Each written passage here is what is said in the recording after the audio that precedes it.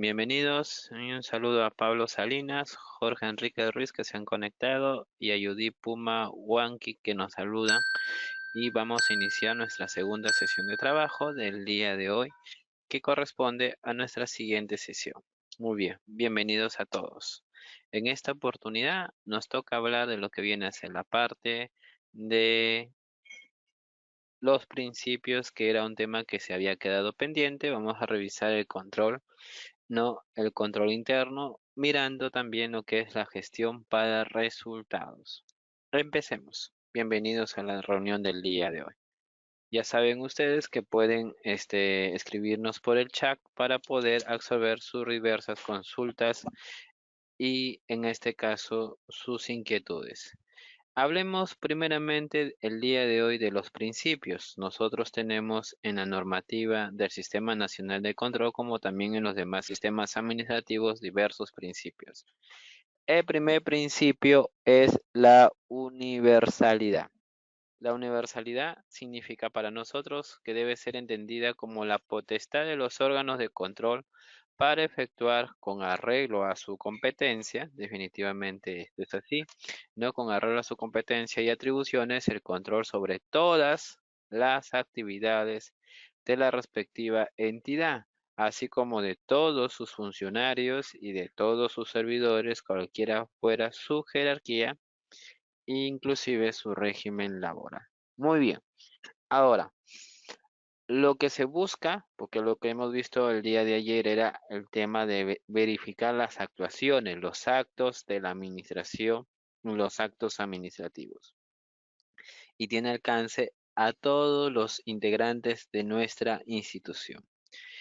El carácter integral del órgano de control, en este caso este es un principio muy importante, ya que consta de un conjunto de acciones y técnicas orientadas a evaluar de manera cabal y completa los procesos y operaciones que son materia de examen en la entidad y los beneficios económicos y o sociales obtenidos en relación con el gasto generado, las metas cualitativas y cuantitativas establecidas, su vinculación con políticas gubernamentales, variables exógenas no previsibles o controlables e índices históricos de eficiencia. Entonces, con este criterio nosotros podemos no medir qué cuán o menos eficiente es la administración pública de manera comparativa, ¿no? Muy bien, ahora hablemos de la autonomía funcional. La autonomía es expresada en la potestad de los órganos de control para organizarse y ejercer sus funciones con independencia técnica y libre influencia. Es decir, el que realiza acciones de control, los que realizan acciones de control deben de garantizar, ojo con ese detalle, no este aspecto de la independencia y no estar persuadidos por alguna influencia que distorsione la acción de control. Ninguna entidad o autoridad, funcionario o servidor público, ni terceros pueden oponerse, interferir o dificultar el ejercicio de las funciones y atribuciones de los integrantes en el ejercicio del control gubernamental. Sobre estos tres principios, no sé si alguno de los colegas desea hacer alguna consulta. Estoy revisando el chat y no visualizo ninguna interrogante. No hay problema. Avancemos con otros tres principios. Ahora hablemos del carácter selectivo del control, ya que en la práctica nos suena algo utópico revisar cada aspecto de lo que se hace en la administración pública, ¿no? Porque recordemos pues que somos un grupo inmenso de personas, servidores y funcionarios y todos los días de manera constante se hace y se toman decisiones, ¿no? Que generan actos administrativos y actos de la administración. Entonces, para ejercer el control de las entidades, sus órganos y actividades no críticas que denoten mayor riesgo de incurrir en los actos contra la probidad administrativa son los que no son los que resaltan y son preseleccionados para hacer esta acción de control. Entonces, se recurre también a métodos probabilísticos, ¿no? De un universo de acciones, ¿no? De un universo de acciones, ¿no? En este caso, de un universo de acciones nosotros tenemos, ¿no? De manera selectiva una muestra que seleccionar para revisar si se cumplen o no los aspectos normativos. Recuerden que la normativa tiene como principio la presunción de licitud. Significa que todo se asume que se ha hecho en el marco de la normativa y tendría que ponerse en evidencia que algo ha roto con con la presunción de licitud, mediante el cual se presume que las autoridades, los funcionarios, en este caso, ¿no? Y servidores públicos han actuado con arreglo a las normas legales. Ojo con eso, ¿no? Han actuado con arreglo a las normas legales. Entonces, cuando se revisen los expedientes, ¿no? Vamos a tener que confirmar si se ha actuado con arreglo a las normas legales y administrativas pertinentes, salvo prueba en contrario, ¿no? Salvo, no prueba en contrario. Muy bien. Entonces, ¿qué son para nosotros las pruebas? Lo que se haya registrado, ¿no? Lo que se haya evidenciado, capaz, por ejemplo, en el SEACE, en el SIAF, en el sistema de trámite documentario, en los documentos, de acuerdo a las competencias, facultades que se hayan dispuesto. El otro principio del control gubernamental es el acceso a la información. Este principio exige que no es la potestad que tienen los órganos de control de requerir, ¿no? El OSI o la Contraloría pueden requerir conocer y examinar toda la información y documentación sobre las operaciones de la entidad, aunque sean secretas. Ojo con ese detalle. Es el único sistema que accede, ¿no? A información inclusive de carácter no secreto. Ahora, para esto hay que recordar un sistema funcional que es el Sistema Nacional de Inteligencia, no un Sistema Nacional de Inteligencia, y el Sistema Nacional de Inteligencia pues puede tener informes, documentos que son de carácter secreto. Entonces aquí la Contraloría tiene mecanismos y directivas para proceder de acuerdo a este tipo de información. Ojo con ese detalle.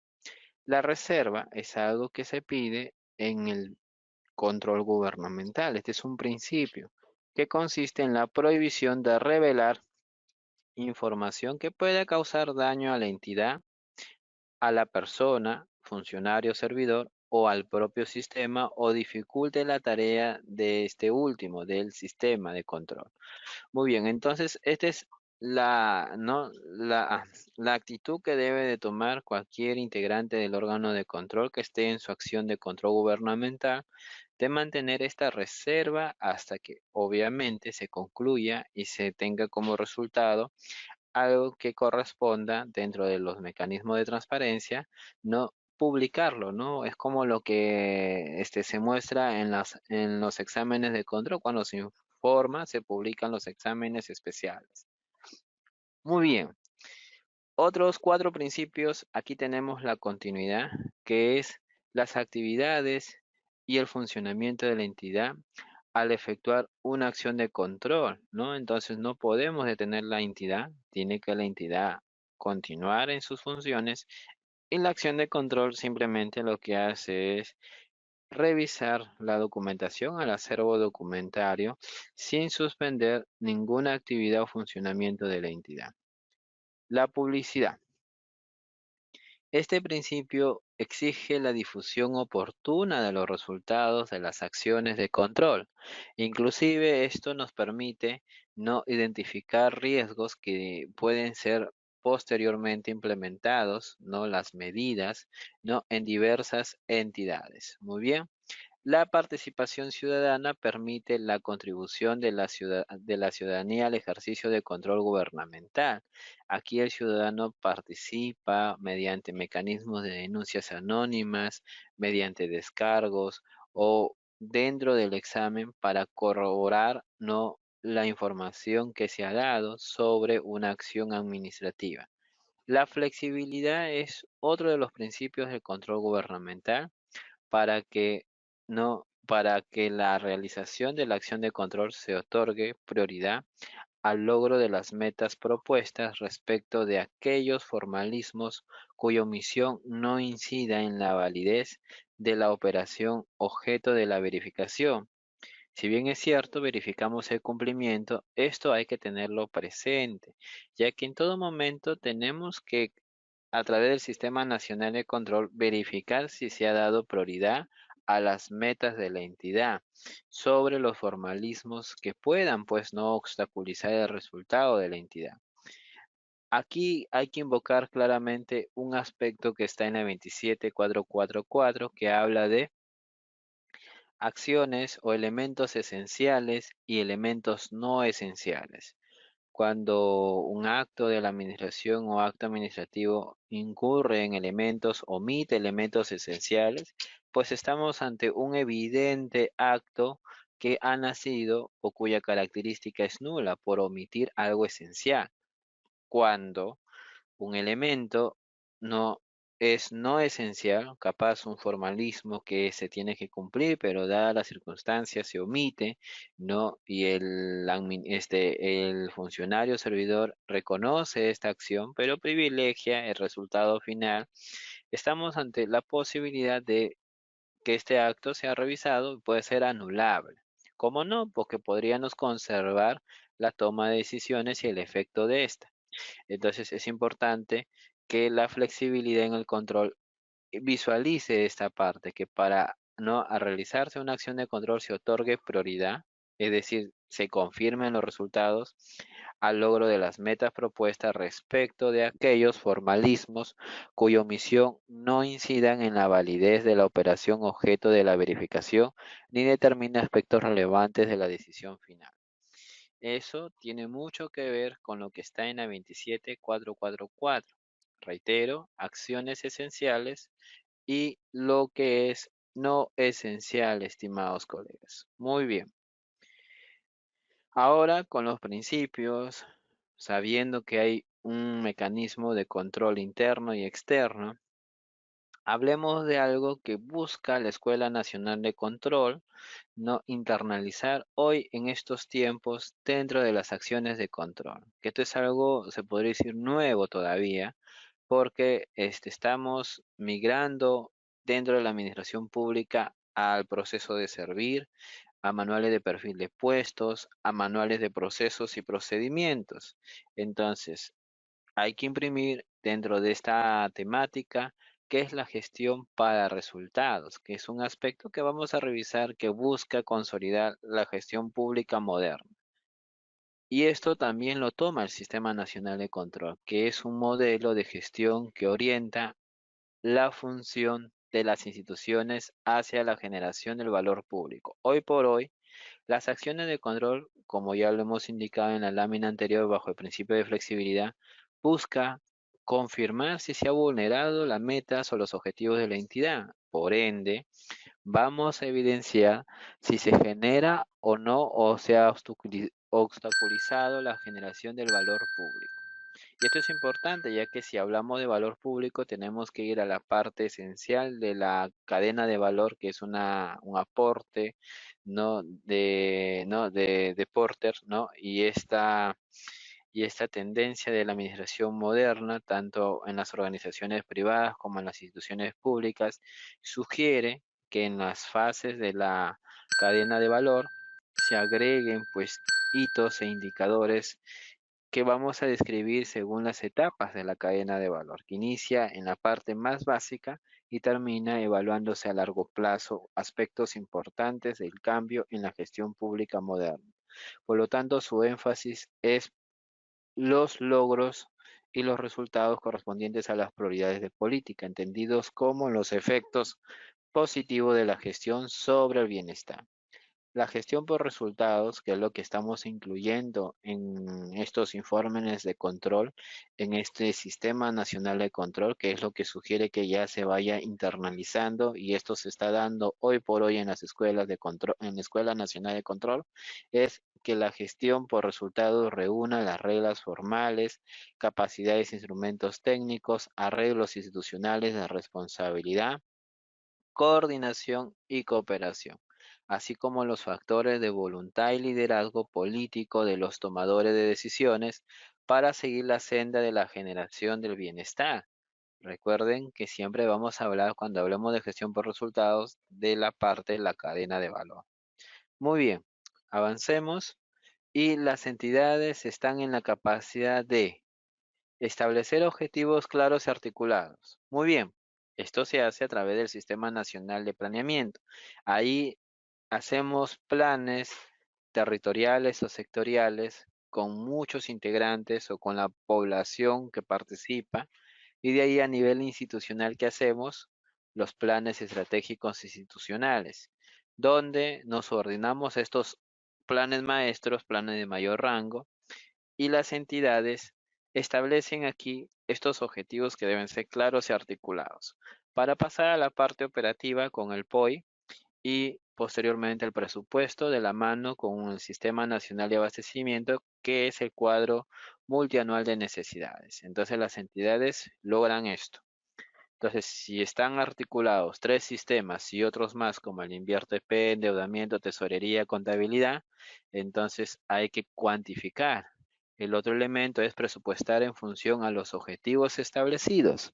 Entonces, podemos concluir con estos dos elementos que todo lo que se compra, todo lo que se gasta en el Estado tiene una razón de ser. No debería por qué desviarse los recursos. Y aquí viene ya la parte de gestión por procesos, que es optimizar los procesos de producción y soporte que permiten brindar bienes y servicios públicos de calidad con eficiencia y eficacia.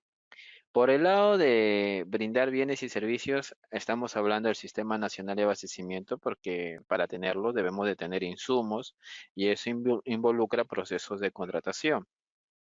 Importante que hoy por hoy todo lo que se requiere en el Estado responda a procesos de producción y de soporte. Entonces, aquí está este pedido de lo que es el mapa de procesos y procedimientos que el Sistema Nacional de Modernización exige que ya se esté implementando, identificando y en pleno desarrollo en cada una de las entidades. ¿Qué más debemos de saber para que las entidades estén en la capacidad de que una gestión pública esté orientada a procesos?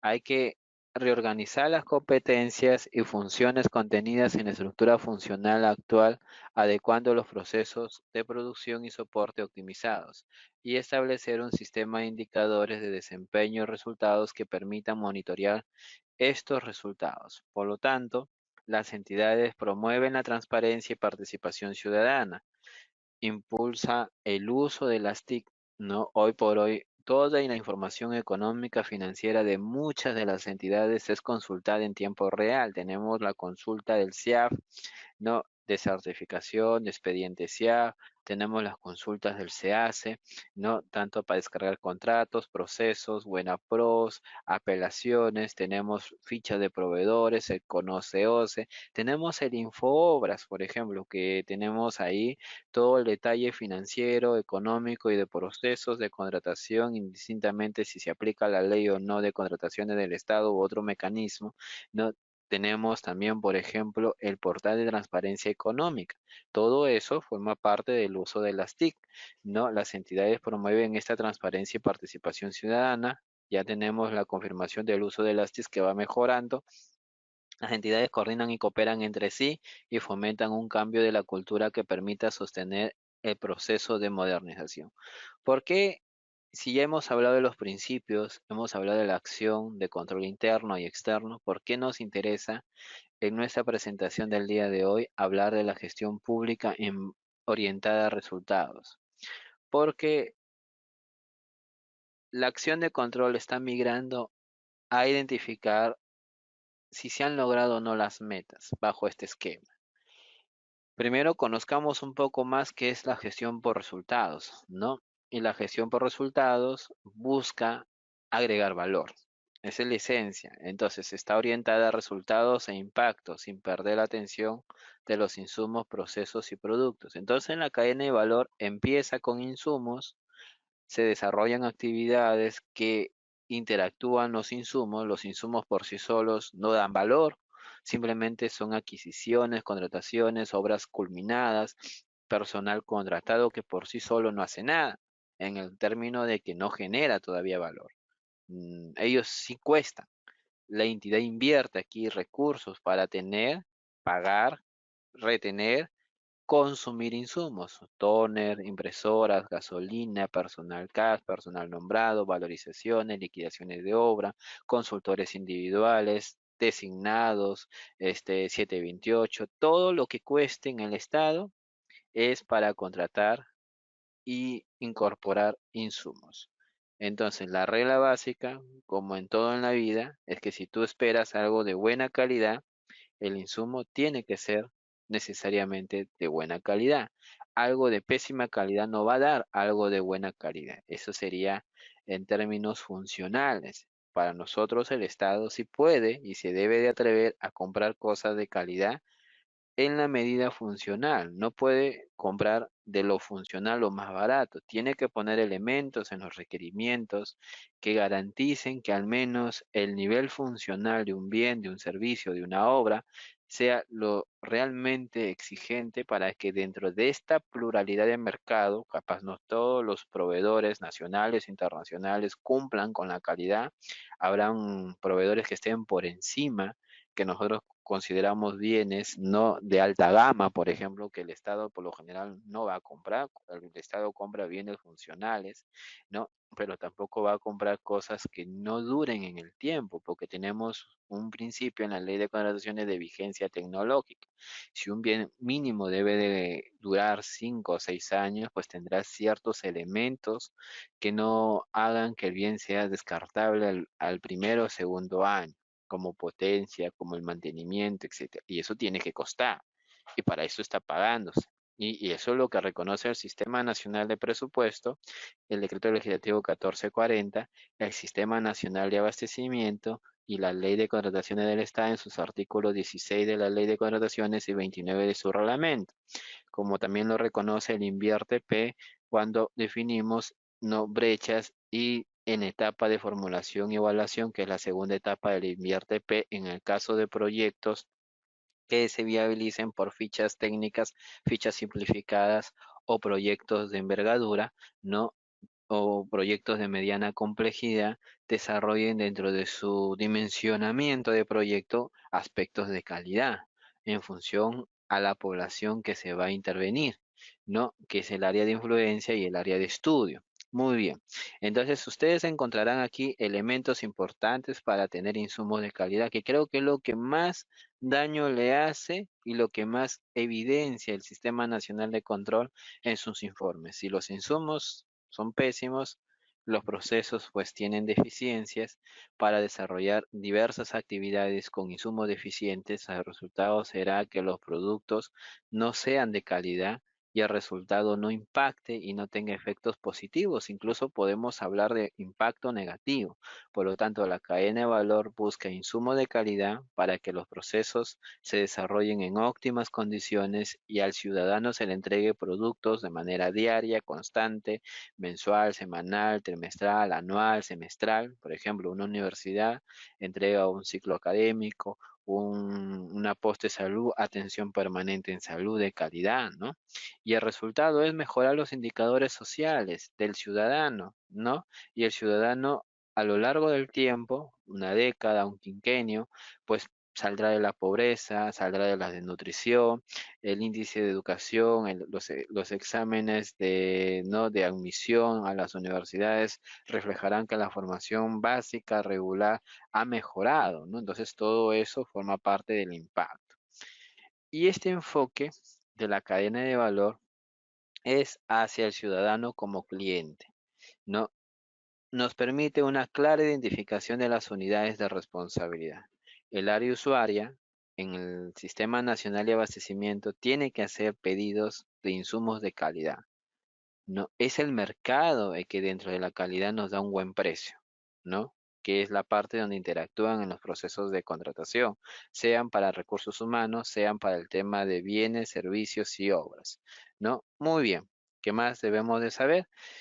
hay una retroalimentación en los procesos en la toma de decisiones del Estado. Y la retroalimentación va desde la parte política, donde se renuevan los cuadros directivos. El titular de la entidad también puede renovarse de manera constante, ejemplo, universidades, gobiernos regionales, gobiernos locales, pero también los funcionarios y servidores pueden tener este tipo de retroalimentación dentro de la cadena de valor de tal manera de que se corrijan errores que van a ayudar a mejorar esta cadena de valor.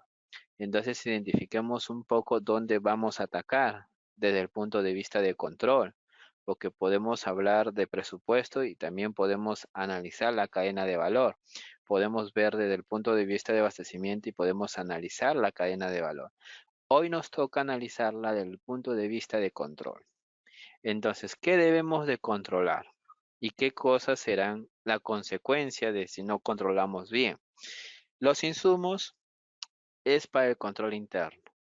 Las actividades también es para el control interno y los productos que se llevan a los beneficiarios también forma parte de las acciones que va a poder verificar el control interno. Y lo que se revisa aquí es la eficiencia de las actuaciones para tener los insumos desde el requerimiento, desde la programación multianual. Ustedes recuerden que el Sistema Nacional de Presupuesto, su primera fase es la programación multianual. Algo que no está bien programado difícilmente podrá tener resultados positivos. Habrá muchas contingencias antes de ser adquirido y eso perjudica la eficiencia de las entidades públicas, ¿no? Muy bien. La otra parte, esto para nosotros es la parte operativa. Si lo queremos poner el sistema nacional de presupuesto, de planeamiento, esto sería elementos del POI.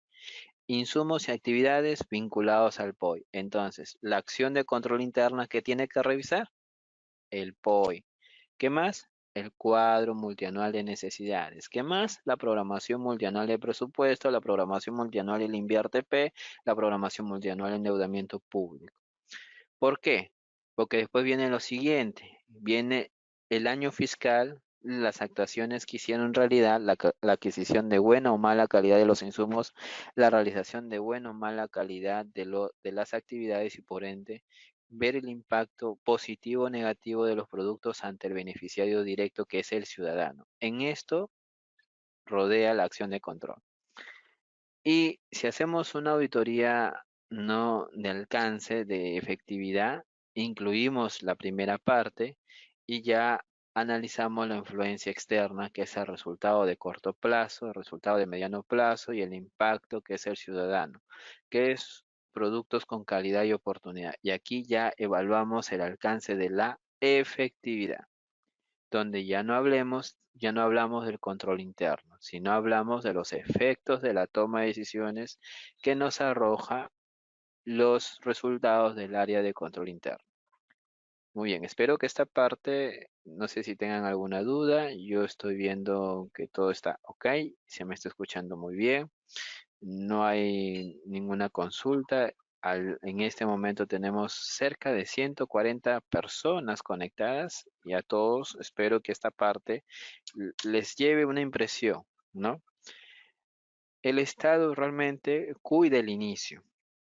Está en la capacidad de autorregularse y exigirse que los insumos, actividades y por ende los productos estén para que el ciudadano los reconozca que son de calidad. Somos, como cualquier país en el mundo, sujetos a muchas variables exógenas, ¿no? Nos puede ir muy bien, producto de la influencia externa, pero de nada sirve que el entorno sea tan favorable al país cuando tomamos desde el inicio malas decisiones. No aprendemos a aprovechar las diversas oportunidades que el entorno nos da en Latinoamérica, en Sudamérica y en el mundo. Muy bien. ¿Por qué es necesaria la modernización de la gestión pública? Ustedes me preguntarán, ¿y por qué el control recién está incorporando esto? Porque antes había un tema simplemente funcional, norma, cumplimiento. Ahora le ponemos la cadena de valor y sabemos que nuestras decisiones, si se desvían de la normativa, tendrán efectos negativos dentro de la cadena de valor y por lo tanto el ciudadano percibirá en un quinquenio, en una década, que en vez de mejorar o nos hemos estancado o incluso nos hemos desviado de los resultados del plan maestro, que el Plan de Desarrollo Nacional, no de nuestro país. Muy bien, entonces, ¿por qué es necesaria la modernización en nuestra gestión pública? Porque, no, en este caso, la ciudadanía exige que el Estado se aproxime con mejores herramientas y a la vanguardia. Entonces, hay un limitado control interno sobre las actuaciones de la gestión pública, donde las estructuras organizacionales no tienen un enfoque vertical, no organizaciones disfuncionales. Entonces, esto, por ejemplo, lo está rompiendo poco a poco el Sistema Nacional de Modernización, exigiendo no una organización más matricial, no vertical y basada en procesos. Pero hoy esto es nuestra realidad. Muchas de las organizaciones tienen un enfoque vertical y dificulta el resultado. Por ende, los informes de control identifican que hay debilidades, ¿no? Cada uno hace lo que corresponde funcionalmente, sin medir, ni coordinar, ni matizar los efectos de su decisión. Entonces, hay dificultades para diseñar buenos planes, debido a que, como somos funcionales, departamentalistas, habrán dentro de las áreas que no apoyen las iniciativas de otras dependencias. Entonces, hay dificultades para diseñar buenos planes que se articulen con el presupuesto. Aquí una de las lecciones aprendidas que tiene el Sistema Nacional de Control es que suele identificar que las programaciones anuales son simplemente la copia y pega de lo que se viene haciendo año tras año en la parte presupuestal, y por ende perjudica de manera significativa el cuadro de necesidades y los objetivos y el cumplimiento de los PEI. ¿Qué pasa con las personas? Inadecuada política y gestión de recursos humanos, ya que Servir ha invocado que estamos en un proceso de sinceramiento donde tenemos que actualizar documentos de gestión como el manual de perfil de puestos, el clasificador de cargos y hacer una mejor estrategia de gestión de recursos humanos, dando prioridad a la meritocracia. Y hoy por hoy esto no es lo que podemos observar en muchas instituciones. Hay una carencia de sistemas y métodos de gestión de la información y el conocimiento, pero aquí tengo que reconocer algo que se ha dado en estos últimos 2 años, desde marzo del 2020, es que el impulso de las TIC ha empezado a revertir de a pocos esta carencia de sistemas. Las instituciones se han vuelto algo creativas, han utilizado las TIC, ¿no? Incluso de acceso libre, para poder generar una gestión más digital de la información, y esto debido propiamente a la emergencia sanitaria. ¿Hay carencia de infraestructura, equipamiento y logística en las entidades? Sí, y en muchas de las entidades. Si ustedes son uno de los privilegiados, por decirlo de esta manera, que se encuentran en algún ministerio, en alguna entidad o un organismo constitucional donde hay recursos, donde se han esforzado los altos directivos en dar una infraestructura adecuada de trabajo, pues esto no es la realidad de la mayoría. Hay municipios que no tienen ni siquiera espacio para el acervo documentario, instituciones que tienen una carga significativa de desorden en la parte de desplazamiento de tecnología, no tienen ni siquiera la capacidad de tener computadoras, no muchos de los trabajadores o locadores van con sus equipos personales, porque es la manera más práctica de solucionar este problema, pero no hay una asistencia, no hay una estrategia completa sobre cómo revertir esto, porque carece de recursos públicos, ¿no? A pesar de que tengamos el INVIARTP. Hay una falta de seguimiento, esto sí es sistemático, todos tenemos este problema. Hay una falta de seguimiento y evaluación de los resultados e impactos esperados. Los planes están ahí, se cumplen en el POI, todos llegan a tener un examen favorable en cuanto a la evaluación trimestral, pero de ahí no acumulamos todos los exámenes y concluimos si realmente ha habido el cumplimiento del plan maestro, de plan estratégico, no, de plan sectorial, del plan multisectorial o del plan territorial, que es el plan de desarrollo concertado. ¿Por qué? Porque nos limitamos a las instituciones, ¿no? Y ese sería un problema dentro del tema de la modernización. Y es por eso que el control busca una administración que se mire a sí misma, que es la parte de acá, y otro elemento es la ineficiencia de los procesos que no agregan valor. Si ustedes dan una mirada a las instituciones, muchas personas, incluso áreas, son con funciones hasta repetitivas sobre otras, generando este concepto mal denominado burocracia. La burocracia es otro enfoque diferente, no es generar la especialización, la departamentalización. Ya esto se distorsiona con generar duplicidad de acciones. Eso no era en un principio lo que se definía o se entendía por burocracia, ¿no? Y por último, es ajeno a la obtención de resultados para el ciudadano. Todo esto enfrenta la modernización de la gestión pública, ya que la problemática es bajo desempeño del Estado, lo que genera desconfianza e insatisfacción ciudadana, ¿no? ¿Y qué hace el control? El control aquí tiene un alcance limitado. Para empezar, es muy difícil no tener una acción de control de todas las actuaciones del sistema, de los sistemas administrativos. Muy bien, continuemos. Y ahora incluyamos un buen control interno dentro de la gestión pública moderna orientada al ciudadano. Entonces, hay que cambiar esto a un escenario donde haya una articulación intergubernamental intersectorial. Hoy por hoy los informes de control también incluyen este análisis, un balance entre la flexibilidad y control de la gestión. Pide incluso los informes de control dentro de las mejoras que se dispongan, por ejemplo, acciones que busquen, que garanticen la sostenibilidad de las medidas. Por ejemplo, nos piden directivas, planes a largo plazo, no proyectos, implementación o algún mecanismo que disminuya o reduzca o mitigue, controle un riesgo identificado en el informe de control. Muy bien, ahora también se habla de la innovación y aprovechamiento de las tecnologías. Dentro de las medidas que nos exhortan las OAS, que es lo que vimos la sesión pasada, es que la entidad informe sobre qué medidas o qué herramientas tecnológicas están garantizando el mayor acceso o, como lo vuelvo a repetir, mitigar un riesgo identificado en un periodo de auditoría determinado. Y tenemos que garantizar en todo momento la transparencia, la rendición de cuentas y la ética pública. Nos pide, por ejemplo, confirmar sobre las charlas de integridad que hoy por hoy ya han sido y son pues una prioridad dentro de las áreas de recursos humanos.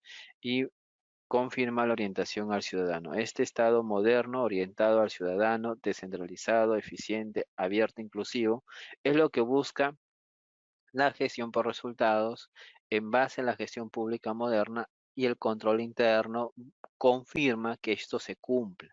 Entonces, eso es lo que realmente busca el control interno, pero cuando encuentra desviaciones, lo que sugiere el control interno es que se tomen medidas tanto preventivas y ahí donde viene la parte negativa, no las acciones correctivas, no las sanciones, las acciones de sanción respectivas. Entonces, todo esto está basado en esta política nacional de modernización. Hoy por hoy hay otra política nacional de modernización, se ha actualizado, ahora hablamos del Perú al 2030. Sin embargo, para el Sistema Nacional de Control todavía tomamos como base esta Política Nacional de Modernización que tiene 5 principales pilares y 3 ejes transversales, ya que nuestra política de modernización fue aprobada por Decreto Supremo 4/2013 de la PCM. Miren, muy antiguo, 10 años han pasado, ya tenemos una nueva política, pero realmente hay poco avance sobre el tema de modernización, que establece visión, principios y lineamiento del proceso de modernización. El principal instrumento orientador de la modernización de la gestión en el Perú es justamente esta política que al día de hoy ya tenemos una versión actualizada, ¿no? Y busca orientar, articular e impulsar el proceso de modernización hacia una gestión pública orientada a resultados al servicio del ciudadano y al desarrollo del país. Muy bien. Entonces, había mencionado que esta política de modernización tenía 5 pilares y todavía los informes de gestión, como son de un año anterior, están tomando en cuenta esta, ¿no? Esta propuesta de de una modernización pública basada en 5 pilares y 3 ejes transversales como es el gobierno abierto, gobierno electrónico y la articulación interinstitucional. Por el lado de los pilares, ¿no? Se busca como primer pilar que se consoliden las políticas públicas, que se cumplan los planes estratégicos y operativos. Esto involucra la primera parte de la cadena de valor, porque es ahí en los planes estratégicos y sobre todo en los operativos como es el POI, donde se definen la calidad de los insumos y las actividades. Entonces, el otro segundo pilar es el presupuesto por resultados, o sea que hay que hablar a grosso modo de que el presupuesto se distribuye en 3 grupos principales, que es los programas presupuestales, aspectos que son definidos por los sectores y que tienen alcance transversal, nacional, en los 3 niveles de gobierno y en las otras instituciones de los otros poderes del Estado que responden a estos programas presupuestales diseñados por parte de los entes rectores de los programas presupuestales. Los que lideran los programas presupuestales lo diseñan y ponen indicadores. El otro grupo presupuestal son las famosas acciones centrales que garantizan que las instituciones no tengan los recursos necesarios para operativizar y están las APNOP, que son las actividades que no generan ningún producto, pero que son necesarias el financiamiento por alguna asistencia puntual, ¿no? Entonces, vamos con ese segundo pilar y tiene que ver con el decreto legislativo 1440, el Sistema Nacional de Presupuesto. El tercer pilar es justamente lo que estamos discutiendo desde hace ya varias láminas, que es la gestión por procesos, que posteriormente buscará la simplificación administrativa y la mejora con la calidad. Pero ni siquiera hemos llegado al inventario de procesos. En muchas de las entidades recién esto está madurando, que es el Sistema Nacional de Modernización. Y tenemos el cuarto pilar, que es el servicio civil meritocrático. Esto responde a la estrategia de servir y se incorpora como un cuarto pilar dentro de la gestión pública moderna.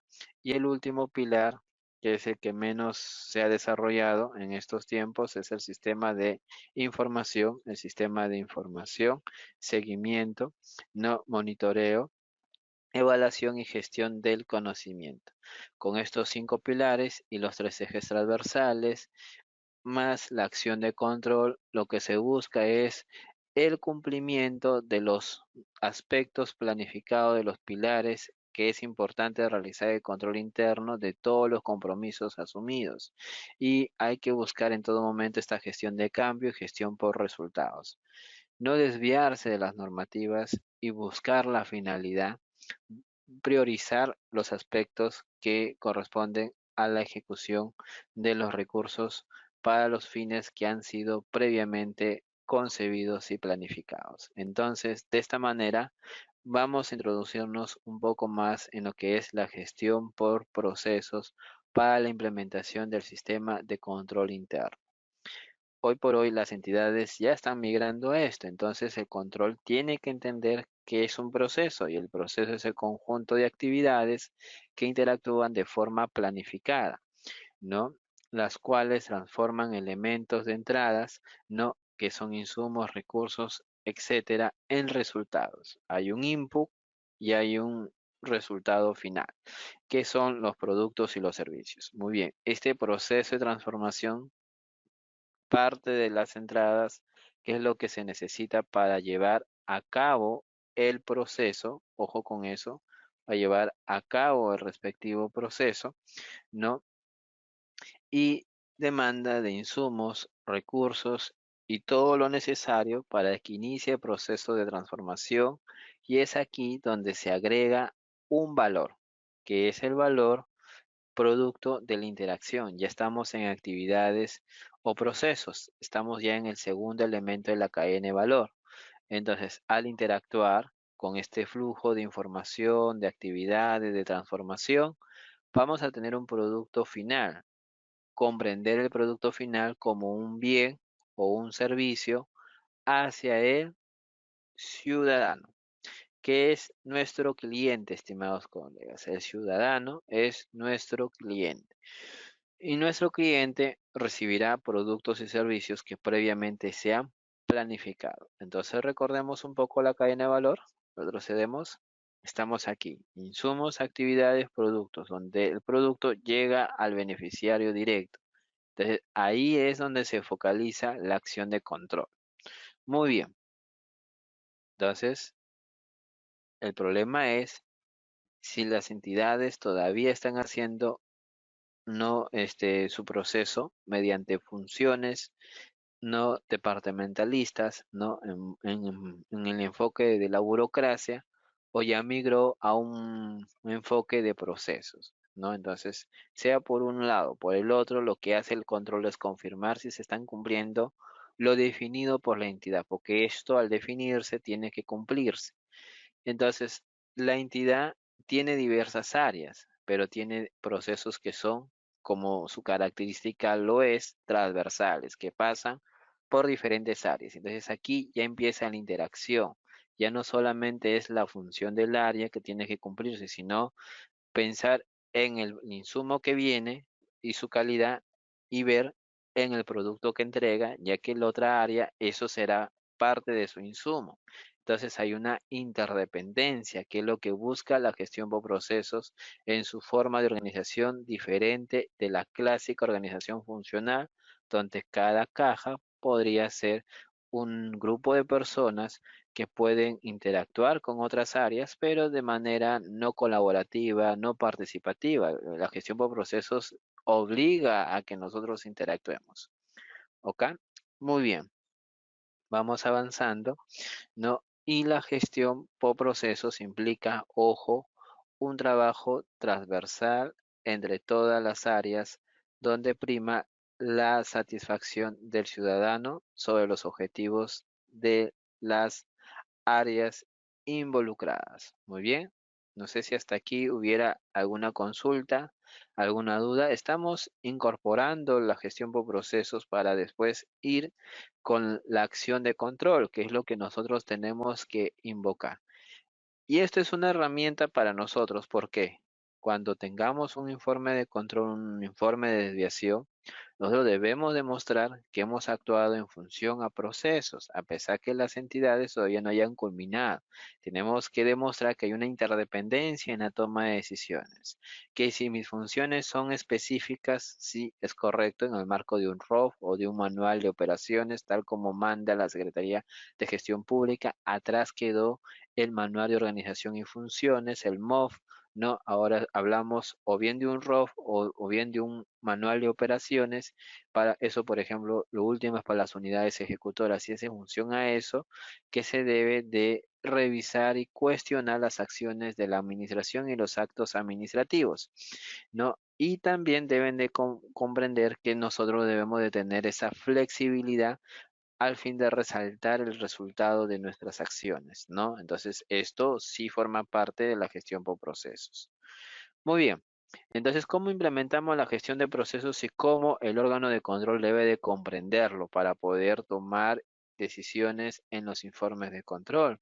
Porque si nos encasillamos solamente en la parte funcional, no, cuando lleguen los resultados de control, capaz nosotros tengamos una visión que es la siguiente, donde hay un titular de entidad, hay requerimientos de los ciudadanos y las áreas actúan con otras áreas, pero como ustedes pueden ver, no, las áreas cumplen el famoso cumplimiento normativo que se da también en gestión por proceso. No dice, nadie dice que no sea así, sino que no hay equipos de trabajo.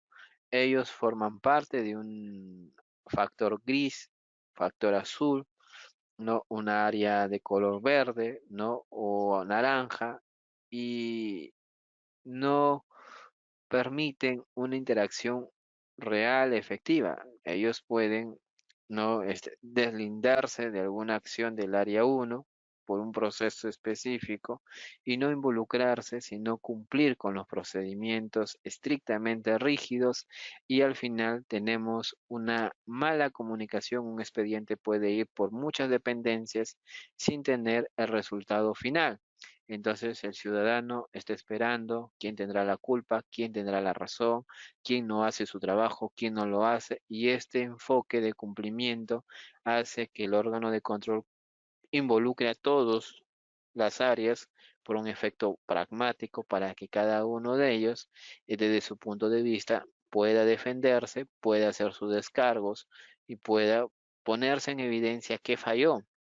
Entonces hay una lenta atención de los requerimientos o de las actuaciones que se quieren en los sistemas administrativos o funcionales, y esto genera a la larga que más de una persona esté involucrada en una acción de control y obviamente en un proceso sancionado.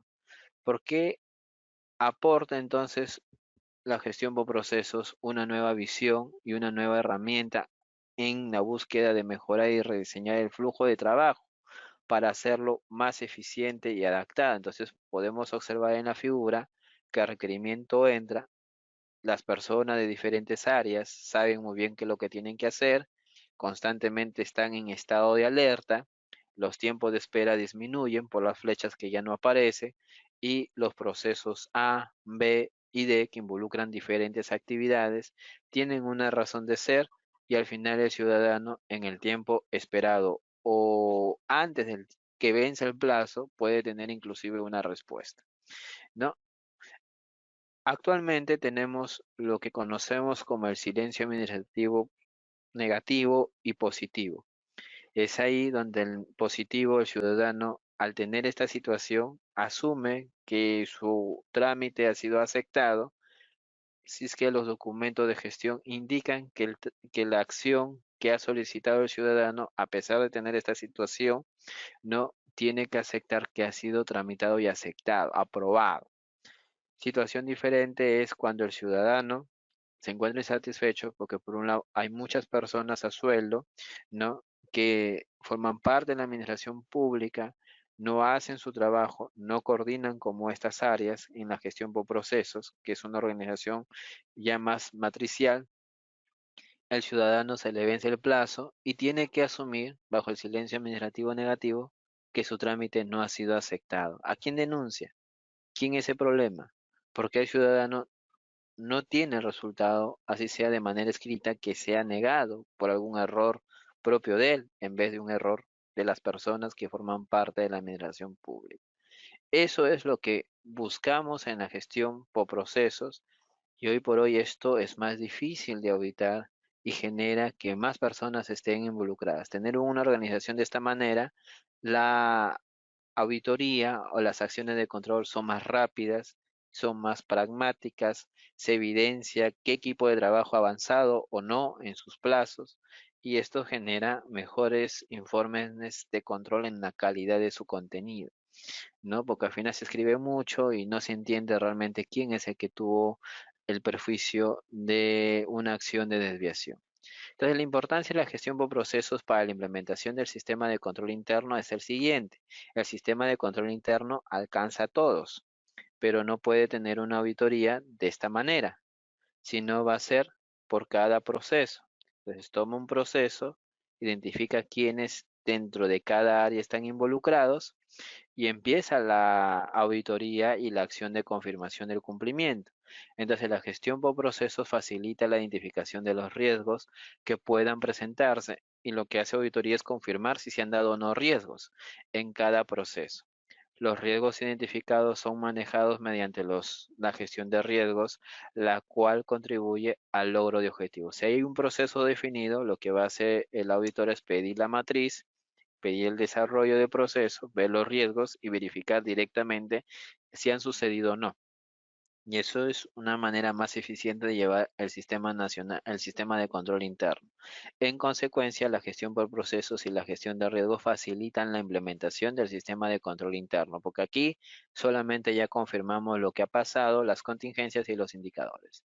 Entonces, ¿por qué debemos de gestionar por procesos? Que es lo que de alguna manera la Secretaría de Gestión Pública en la PCM impulsa en todas las instituciones, y el órgano de control está migrando. Obviamente de a poco todavía estamos haciendo auditorías rígidas, enfoques funcionales, donde estamos orientados todavía a tareas, hay que verificar si han cumplido la tarea en cada oficina o departamento, verificar el trabajo, si se hace, ¿no? Hacer el trabajo respectivo y quién cometió el error. Este todavía sigue siendo el foco de muchos informes de auditoría que hoy por hoy se pueden y se están realizando dentro de las OACs, pero lo que se busca dentro de la gestión por procesos y el sistema de control interno es un enfoque por proceso orientado al cliente, confirmar si el cliente, el ciudadano, ha recibido o no el beneficio, el bien o servicio público y si este de calidad. No analiza constantemente procesos, sobre todo sus tiempos, confirma el trabajo en equipo o no, y aquí es la causa que permitió el error para mitigarlo. Y eso incluye analizar a las personas para recomendar mejoras. Y ya todavía sigue viendo el tema de la acción correctiva. Entonces, estos son los elementos de comparación, orientación de los resultados. Pasamos también el enfoque de control de un enfoque funcional a un enfoque por procesos.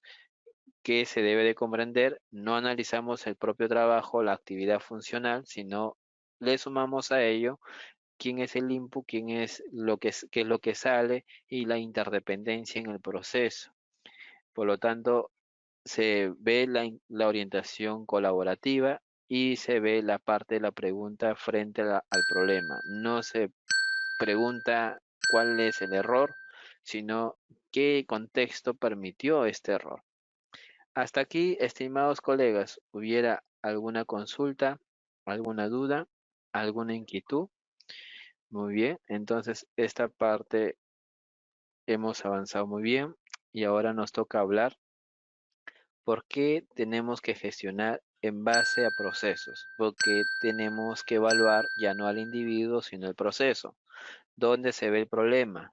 Ya no se tiene que ver el problema en los empleados que generaron un error, sino el proceso que tiene problemas de comunicación. ¿Cómo se soluciona el problema? Los informes de auditoría no van a sugerir cambiar al empleado, ¿no? Sino mejorar el proceso y la sanción respectiva, que es lo que hoy por hoy más se visualiza, porque se piden mejoras en el proceso, cómo se ha implementado, cuáles son las medidas preventivas y correctivas. Muy bien.